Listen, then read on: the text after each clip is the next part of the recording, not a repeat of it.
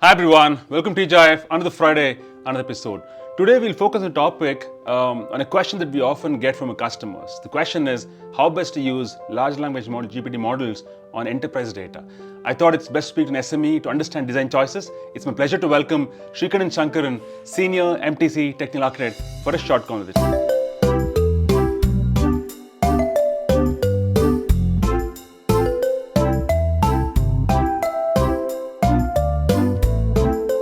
Srikanth, welcome to TGIF. Yeah, thanks, Sandeep.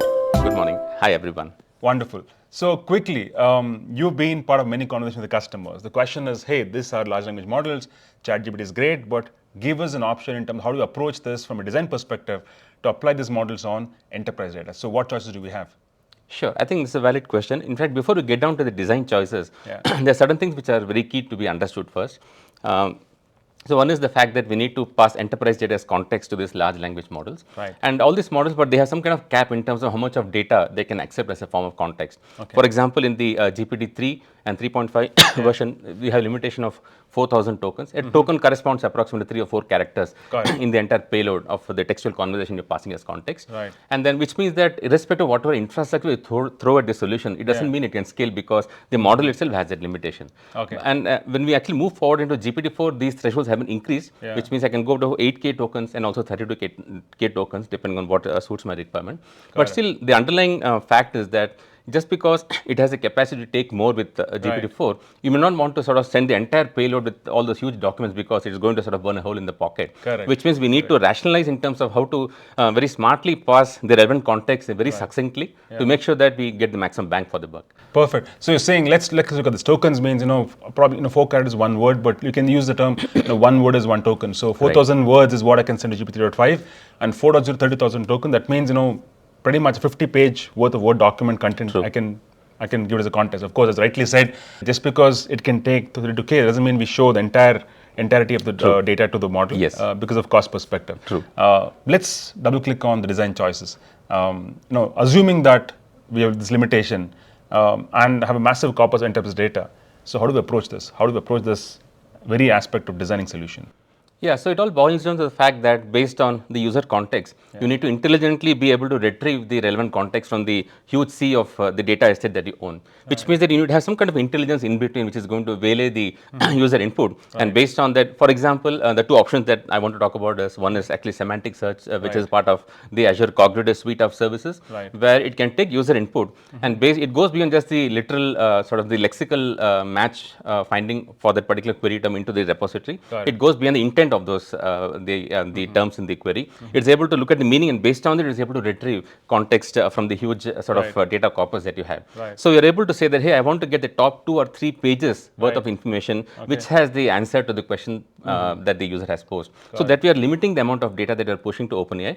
Yeah, the first step is you get the data from OpenAI. With cognitive search, you're able to get the top 3 documents, and this content is sort of passed to OpenAI on the fly, and then you get a single response which encapsulates what the user is asking for, and it has the right context obtained on the fly, and the response is given. Yeah, so semantic search is one of those options which helps in this process. The other thing could be to use something called embeddings. So embeddings is actually a numerical representation of a vector-based representation of all the textual data.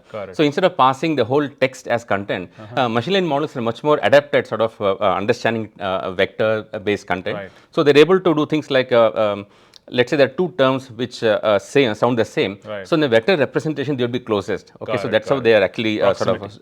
That's right, yes. So it's an information dense representation of the text information, and then pass these vectors as input to OpenAI, and then it's able to sort of come back with those responses very efficiently. So those are the 2 options that are available and which enterprises can actually leverage. Perfect. I think that aptly answers the question, Srikanth, because at the end of the day, a lot of customers' assumption is, there is a large language model, I can point the model to my database, I can ask anything. It doesn't work that way because GPT as a model, it's generative. The bulk of plumbing required to get the data and contextualize it and probably minimize it, because at the end of the day, the context has to be restricted to 4,000 or 30,000 tokens. So that's the plumbing required. So as you rightly said, I think the way forward is enterprise search, which is basic semantic search, or embeddings.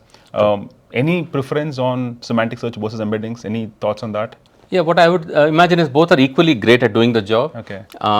In fact, embedding says various things like you can do things like similarities or various aspects to how you want to search, like sounding words or sort of like meaning words and all that. I think that's where it really shines. Right. But semantic search is going back at the meaning behind it and not looking for the exact representation of the same keyword there. It looks at the meaning behind that, and it's able to sort of search based on the meaning or intent of that particular query. So probably I had leaned more towards semantic search because in the recent use cases that I worked on, it really sort of shown itself, and then so which is why I have a preference for that. But I know embeddings is equally good at the job. Perfect. I think we can evaluate what works best depending on the nature of the use case and what needs to be done, whether you want to do a likeness search or something like that. I think we can take a call at that point in time.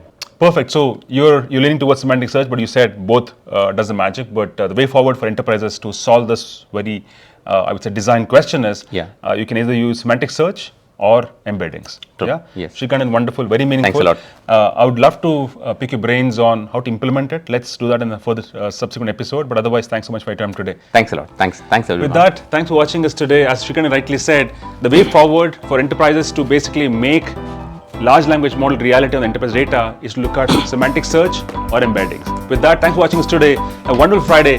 Keep watching TGIF and a great weekend ahead. Bye-bye.